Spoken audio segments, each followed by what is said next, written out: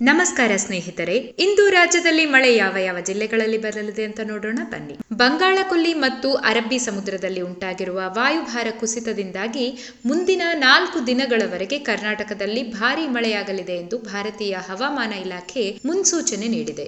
ರಾಜಧಾನಿ ಬೆಂಗಳೂರಿನಲ್ಲಿಯೂ ಮೋಡ ಕವಿದ ವಾತಾವರಣ ನಿರ್ಮಾಣವಾಗಿದ್ದು ಮಳೆಯಾಗುವ ನಿರೀಕ್ಷೆಗಳಿವೆ. ಆಗಾಗ ಮಳೆಯಾಗುವ ಸಂಭವವಿದೆ. ಉತ್ತರ ಕನ್ನಡ ಜಿಲ್ಲೆಯಲ್ಲಿ ವರುಣನ ಆರ್ಭಟ ಮುಂದುವರಿಯಲಿದೆ ಎಂದು ಹವಾಮಾನ ಇಲಾಖೆ ಮುನ್ಸೂಚನೆ ನೀಡಿದೆ.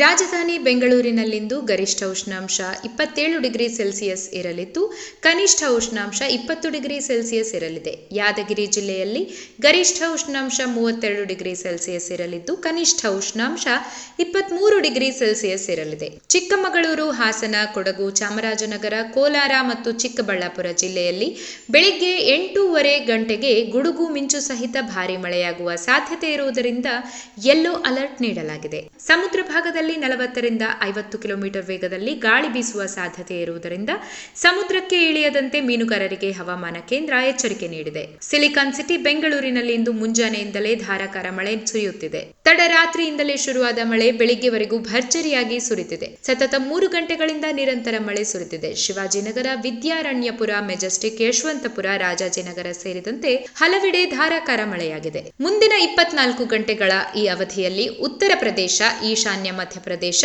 ಉತ್ತರ ಛತ್ತೀಸ್ಗಢ, ಕರಾವಳಿ ಮತ್ತು ದಕ್ಷಿಣ ಒಳನಾಡಿನ ಕರ್ನಾಟಕ ಹಾಗೂ ಕೇರಳದಲ್ಲಿ ಲಘುವಾಗಿ ಸಾಧಾರಣ ಮಳೆಯಾಗಬಹುದು. ಇದರೊಂದಿಗೆ ತಮಿಳುನಾಡು, ರಾಯಲಸೀಮಾ, ತೆಲಂಗಾಣ, ಛತ್ತೀಸ್ಗಢ, ಜಮ್ಮು ಮತ್ತು ಕಾಶ್ಮೀರ, ಹಿಮಾಚಲ ಪ್ರದೇಶ, ಉತ್ತರಾಖಂಡ, ಅಸ್ಸಾಂ, ಸಿಕ್ಕಿಂ, ಅರುಣಾಚಲ ಪ್ರದೇಶ ಮತ್ತು ನಾಗಾಲ್ಯಾಂಡ್ನ ಕೆಲವು ಭಾಗಗಳಲ್ಲಿ ಹಗುರದಿಂದ ಸಾಧಾರಣ ಮಳೆಯಾಗುವ ಸಾಧ್ಯತೆ ಇದೆ.